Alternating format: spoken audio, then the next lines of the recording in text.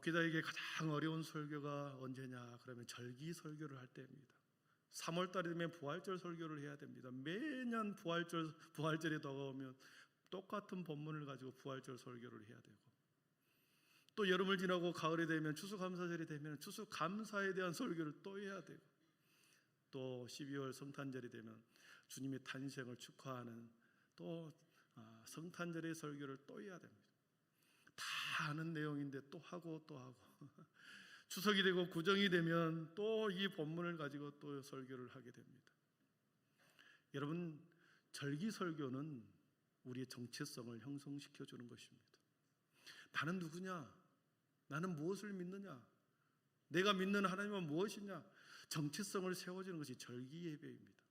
그래서 그 절기가 되면 그 설교를 해야, 내가 그렇지, 부활하신 주님, 생명의 주님이 나를 위해서 부활하셨구나, 나를 위해서 이 땅에 오셨구나, 이 모든 것이 하나님의 감사구나, 정체성을 형성해 주는 거죠. 그래서 내 인생과 신앙을 말씀의 기준으로 또 잡아가고 정체성을 형성시켜 준 절기 예배입니다. 추석이나 설날이 되면 명절 때 제사의 문제가 늘 우리를 짓누릅니다. 추도의 해나 문중의 제사를 위해서 가족들이 모일 때 발생하는 여러 가지 갈등의 문제가 있습니다. 내가 어떤 태도를 취해야 되는가? 내가 예수 믿는 사람으로서 어떤 태도를 취하고 제사와 음식에 대해서 어떤 마음으로 내가 먹고 마셔야 하는지, 우리는 다시 한번 재점검을 통해서 숙지하고 그리스도인의 정체성을 다시 세워갈 수 있기를 바랍니다. 아멘. 네. 우리나라는 고려시대 때는 500년 고려시대는 불교 사상이 통치 이념이었습니다. 5년 동안은 불교의 사상이 모든 삶의 근간을 이루었습니다.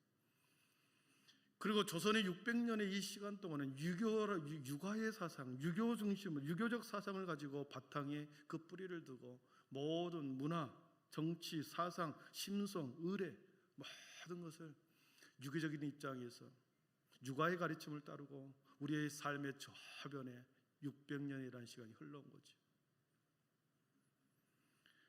어른 공경의 장유유서, 선비를 우대하는 산원공상, 인재를 동경할 때 판단에 근거했던 신원서판, 더 나아가 제사의식, 장묘문화, 정예문화, 염치문화, 그리고 체면문화, 이 모든 것이 유교적인 문화이죠. 우리 삶의 저변에 깔려있는 이 유교적 사상, 그러나 130년 전에 1860년도에 초창기 기독교가 이 땅에 들어오면서 어떻습니까? 오랫동안 자리 잡고 있던 이런 유교적 사상과 함께 충돌하기 시작했죠.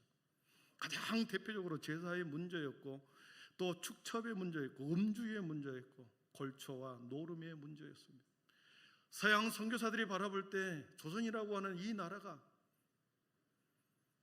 너무나도 유교적인 사상에 깊이 자리해서 수많은 1년에 몇 번씩 제사를 드리고 여러 명의 축첩을 양반들은 데리고 살고, 음주, 골초, 노름의 문제가 평배했던 그 시대였습니다. 전통적으로 믿고 행했던 다양한 전통 관습과 민족의식이 선교사를 통하여 들어오는 새로운 복음, 기독교의 복음이 갈등할 수밖에 없죠. 복음이 새로운 곳에 이식되고 전파될 때, 이 토착화되는 과정에서 복음이 우리 교회, 우리나라에 들어오고 이 토착화되는 과정 속에서 수많은 갈등이 일어났죠. 그로 인하여 죽음도, 수많은 순교도 이 땅 가운데 핏부림이 있었습니다. 과거 선조들이 복음을 이 땅에 이식하는 과정에서 그러한 순교와 헌신을 통해서 이 민족은 기독교적인 사상을 바탕으로 해서 새로운 정치 문화, 모든 사회 전반에 기독교 문화가 뿌리를 내리고, 이렇게 세계가 인정하는 복음과 산업 발전에 인정하는 나라가 되었던 거죠. 이것은 모두 다 기독교적인 사상 바탕 위에서 가장 짧은 시간에 이 민족을 선진국으로, 그리고 세계 선교에 가장 많은 선교사를 파송하는 그런 민족이 되었습니다. 오늘 저는 여러분과 함께 그러한 충돌의 과정 속에서 또 추석을 맞이하여 제사의 문제를 가지고, 음주의 문제를 가지고, 이 두 가지를 다시 한번 성경의 고린도 교회 성도가 바울 사도에게 물었던 질문에 답을 같이 나누려고 합니다. 오늘 5절을 한번 보시면 그렇습니다. 5절을 한번 같이 보겠습니다. 같이 한번 읽어봅니다. 시작. 비록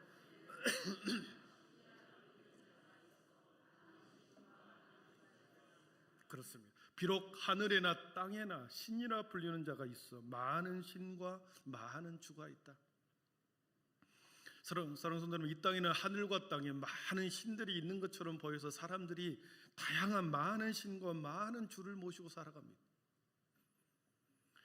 동물을 믿는 그런 신화 있죠. 우리 고조선 시대에 이 곰을 우리의 당군 시조로 삼고 호랑이나 그다음에 코끼리나 소나 원숭이를 숭배하는 그런 토테미즘이 있습니다. 살아있는 동물을 믿는 그러한 다양한 동물을 신으로 믿는 것을 토테미즘이라고 그러죠. 그리고 자연 만물에 신이 깃들어 있다고 믿어서 돌과 바위와 나무와 해와 달에 신이 있다고 믿고 살아가는 애니미즘이 있습니다.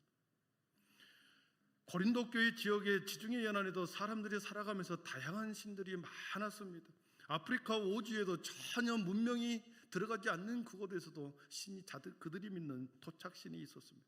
하늘과 땅에 많은 신들을 주로 믿는 사람들, 이 세상에 그런 많은 다양한 신들이 있음을 말해주고 있죠. 아주 고대에서부터 지금 최첨단을 시대를 살아가는 미래에도 다양한 신, 많은 신들을 사람들은 믿고 살아갈 것입니다. 지구상 구석구석에 다양한 종교 형태가 있고 그 종교적 신념과 믿음을 따라서 사람들은 신을 섬기고 살아가게 될 겁니다. 사랑하는 성도 여러분, 형제가 많은 가족들 모였습니다. 예전에는 6남매, 7남매, 8남매, 어떤 집은 12명 이렇게 낳는 가정도 있었죠. 그 가족들이 다 한자리에 모입니다. 그럼 어떻습니까? 모두 다 그리스도를 믿는, 하나님을 믿는 그런 가족이었다면 얼마나 좋겠습니까? 그러나 7명, 8명, 9명 다 종교가 다릅니다. 친척 중에 서로 종교가 다르고 다양한 종교를 믿고 살아갑니다.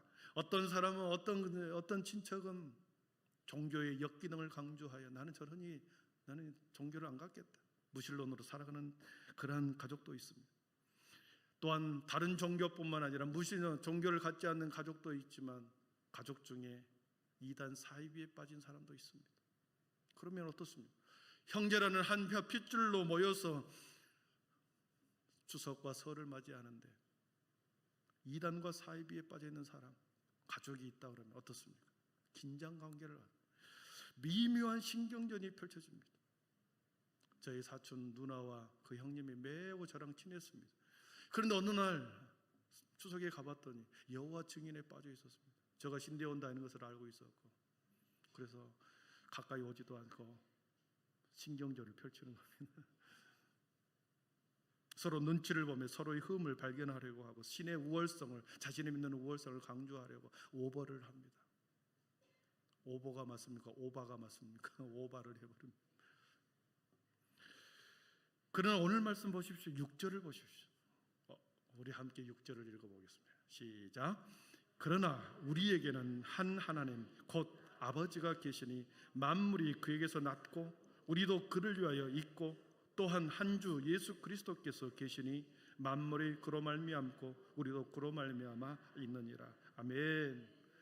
우리에게는 한 하나님 곧 아버지가 계신다. 한 하나님 아버지가 계신다. 우리는 만물이 그에게서 났고 우리도 그를 위하여 있다 그랬습니다. 분명히 만물을 창조하신 한 하나님, 이 땅의 모든 만물을 하나님께서 말씀으로 창조하셨고 온 세상을 지금도 섭리로 다스리고 계십니다. 많은 신들 중에 한 신을 믿는 그런 사람들과 만물을 창조하시는 유일하신 하나님을 믿는 사람들까지 사이에서 가족들끼리 갈등이 일어나죠. 다양한 종교와 삶의 형태에서 그리스도인이 어떤 태도를 취해야 되는가 하는 게 문제죠. 가족 중에서도, 친구들 중에서도, 형제간에서도 신앙이 다른 그런 상황에서 내가 예수님을 믿는다는 것을 알고 있고 나의 태도는 어떻게 해야 되는가? 오늘 본문에는 두 가지로 말씀합니다. 제사 음식을 먹는 문제, 그리고 술을 마시는 문제. 직접적으로 술에 대해서는 나오지 않지만 그렇습니다. 두 가지를 말씀하려고 그럽니다. 우리 7절, 8절을 한번 보겠습니다. 제가 7절 읽고 8절은 같이 읽습니다.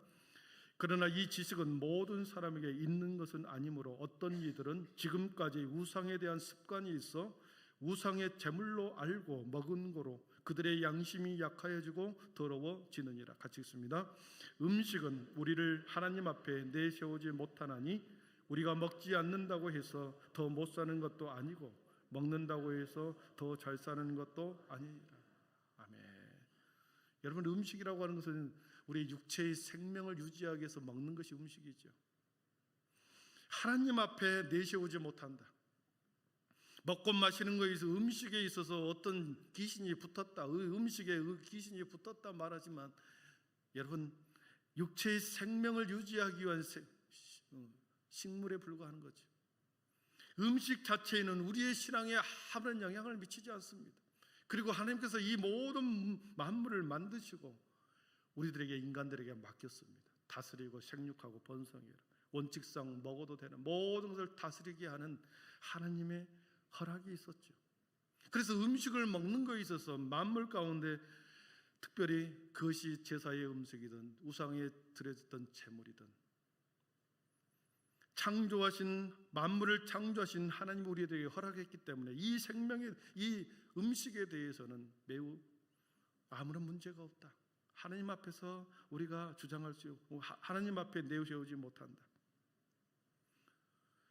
원칙적으로는 모든 음식은 다 허용된 하나님의 허락이 있었습니다. 그러나 외적으로 믿음이 연약한 자들을 위해서 먹지 말아야 한다, 그렇게 말합니다. 우리 9절을 한번 보겠습니다. 9절에 보면 그런즉 너희의 자유가 믿음이 약한 자들에게 걸려 넘어지게 하는 것이 되지 않도록 조심하라. 지식 있는 내가 우상의 집에 앉아 먹는 것을 누구든지 보면 그 믿음이 약한 자들의 양심이 담력을 얻어 우상의 제물을 먹게 되지 않겠느냐 그랬습니다. 원칙적으로는 모든 것을 허용했지만 믿음이 연약한 자, 믿음이 약한 지체들이 있을 수 있다. 나의 행동을 보고 나의 모습을 보고 걸려 넘어지는 형제가 있다고 한다면 조심해라. 걸려 넘어지게 하는 것이 되지 않도록 조심하라. 분명히 9절에서 그렇게 말씀하고 있죠. 여러분, 믿음이 있는 자들은 우상이 아무것도 아니다, 우상이라는 존재 자체가 없다, 이렇게 오늘 본문에 말씀합니다. 가공의 존재이기 때문에 존재가 없는 우상에게 바쳐지는 음식을 먹는 것에 있어서는 전혀 거리낌이 없으나 혹시나 나의 행동을 통하여 믿음이 연약한 자들이 제사 음식을 먹는 것을 매우 양심의 거리낌이 없이 자유롭게 방탕하게 음식을 먹어버릴 경우에 그 믿음이, 그 죄가 그들의 그리스도에게 죄를 짓는 것이다 말씀하고 있습니다. 우리 10절을 한번 같이 읽어보겠습니다. 10절입니다. 시작. 지식 있는 내가 우상의 집에 앉아 먹는 것을 누구든지 보면 우상의 제물을 먹게 되지 않겠느냐. 아멘. 하나님이 가장 싫어하는 것이 우상인데 우상에게 바쳐진 제물은 언제든 원칙적으로는 먹을 수 있으나 지식 있는 내가 우상의 집에 앉아 먹는 것을 누구든지 보면, 믿음 있는 사람이 우상의 집에 앉아서 그 음식을 누구든지 먹는 것을 믿음이 약한 자들이 보게 되어 양심의 담력을 얻어 우상을 먹게 되지 않겠느냐, 우상의 제물을 먹지 않게 되겠느냐. 그러면 그 형제에게 죄를 지어 그 약한 양심을 상하게 하는 것이 곧 그리스도에게 죄를 짓는 것이다, 이렇게 말씀하십니다.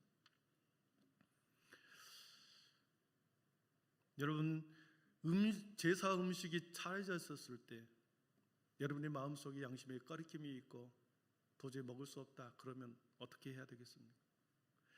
제사상에 차려낸 음식을 그것을 먹지 않고 그것을 다른 곳에 넣고 새로운 음식과 새로운 밥통에 밥을 떠서 이렇게 달라고 하면 되는 거죠.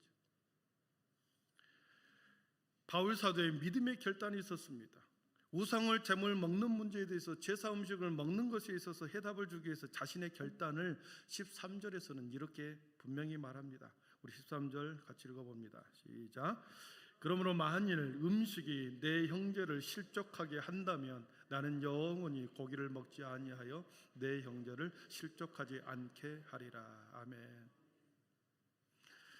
여러분, 바울 사도에게는 모든 것을 먹을 수 있는 자유가 있습니다. 하나님의 믿음의 성도들에게는 모든 것을 먹을 수 있는 자유와 권리가 있는 거죠. 바울 사도에게도 모든 음식을 먹을 자유와 권리가 있었습니다. 그 음식이 어떤 음식이든지 자유와 권리가 있었습니다. 그러나 자신이 먹을 수 있는 자유와 권리를 포기하고 혹시나 자신으로 인하여 실족하여 죄를 짓게 된다고 한다면 나는 영원히 고기를 먹지 않겠다. 그렇게 믿음의 결단을 합니다. 여러분, 성숙한 그리스도인은 자신의 지식과 자유를 남용하지 않고 그리고 자신을 위해서 사용하지 않습니다. 타인을 위해 사용합니다. 성숙한 그리스도인의 지식과 자유는 다른 사람의 자유를 침범하지 않는 범위에서 다른 사람을 위해서 사용하는 것이 진정한 그리스도인의 지식과 자유인 것입니다. 사랑하는 성도 여러분, 다른 사람들, 다른 연약한 지체들에게 있어서 우리가 절제할 때, 우리의 자유를 절제할 때, 우리의 모습을 보고 다른 사람들이 오히려 하나님에 대해서, 신앙에 대해서, 우리의 신앙, 우리의 믿음에 대해서 그들을 인정하게 될 것입니다. 두 번째로 한국 사회에서 음주의 문제입니다. 우리가 추석 때, 구정 때, 그리고 회식의 자리에서, 제사의 자리에서, 또 상갓집에서 술을 먹는 문제가 매우 우리가 불편하게 만듭니다. 한국 사회에서 남성적인 음주 문화는 친숙도를 높이고 동료의식을 강화시키고 가족애를 위한 목적으로 술을 권하는 사회가 우리 한국 사회였습니다. 그로 인하여 우리의 남성 위주의 음주가 점점 여성들에게도 만만치 않게 그 비율이 여성 음주가 늘어나고 있습니다. 그리고 더 나아가 청소년에까지 그 음주의 문화가 계속해서 확산되고 있습니다. 중1부터 고3까지 14살부터 19살까지 술을 한 번이라도 먹어본 적이 있냐 학생들에게 조사해 봤습니다. 74.1%, 75%가 술을 먹어본 경험이 있다고 그랬습니다. 술을 마신 이유는 호기심에서 52.4%, 어른들이 권유해서 20.7%, 친구들의 권유로 몰래 10.7%, 무려 75%가 중1부터 고3까지 다 먹어본 경험이 있다고 합니다. 점점점 이런 병리 현상이, 점점점 이런 술의 문화가 우리 한국 사회를 점점점 지배하고 있습니다. 미국의 웨인 의과대학 제이콥스 박사가 이 임신 중에 술을 먹는 것에 대해서 조사해 보았습니다. 연구해 보았는데 임신의 태아 가운데, 임신을 하는 가운데 술을 먹었을 때 IQ 70 이하의 전응아가 태어날 확률이 매우 높다고 그랬습니다. 안면의 기형이 일어나고 저체중과 심장 기형이 일어날 확률이 매우 높다라는 연구 보고를 내었습니다. 여러분은 성경에 원칙적으로 술을 마시지 말라고 하는 규정은 없습니다. 성경에는 술을 마시지 말라 직접적인 규정은 없습니다. 그런데 술로 인하여, 독주로 인하여 그 결과에 대해서 여러 가지 죄악들의 결과가 많이 기록되어 있습니다. 노아는 술을 마심으로 인해서 술을 마시고 자신의 하체를 벗은 모습을 둘째 아들에게 함에게 보여줌으로 인해서 그 세 자녀가 뿔뿔이 흩어져 버렸습니다. 롯은 술에 취해 딸과 잘못된 성관계를 맺어서 모압과 암몬 족속을 낳아버렸습니다. 그래서 이 두 나라는 끊임없이 하나님의 나라 이스라엘 민족을 공격하는 그런 조상들이 거기서 나옵니다. 나발은 술을 즐기다가 여호와께 죽임을 한순간에 당하는 기록이 나옵니다. 여러분, 음주는 타협의 대상이 아닙니다. 타협하는 그 순간에 절제하지 않으면 술을 먹게 되어서 결국은 방탕하게 되어버립니다. 사단은 계속해서 술의 문화, 음주 문화에 타협하라고 말합니다. 그러면서 마음의 방어선을 하나씩 계속해서 무너뜨려 버리죠. 타협하는 그 순간에 우리는 절제할 수가 없는 거지. 여러분, 우리가 친구들과 가족들과 그리고 회사 동료들 사이에 교회 다니는 것을 오픈한 경우가 있을 것입니다. 저는 신앙생활을 합니다. 저는 교회에서 집사합니다. 저는 교회에서 장로입니다. 저는 교회에서 청년회 회장입니다. 자신을 오픈하고 드러내었을 때 매우 행동에 제약이 따라옵니다. 특별히 술을 먹는 그 자리에 있어서 이 제약이 매우 따라오는 거죠. 여러 가지 상황 가운데서 상황과 분위기를 맞추기 위해서 내가 만약 거절하지 못하고 술을 먹게 된다. 거절하는 술을 한 잔, 두 잔 받아 먹게 된다. 그 분위기를 깨트리지 않기 위해서, 동화되기 위해서 거절하지 않고 계속 먹게 된다. 당장은 그 분위기를 깨지는 않을지는 모르나 술을 다 마시고 헤어질 때 어떻게 생각하겠습니까? 장로를 알고 있는데, 저분이 장로라는 것을 알고 있는데, 저분이 안수 집사라는 걸 알고 있는데 술을 먹어. 나는 교회 다니는 사람이 술을 먹지 않아야 된다고 생각하고 있는 사람인데, 근데 술을 먹어. 너는 가짜다. 그렇게 하겠죠. 낙인을 찍겠죠.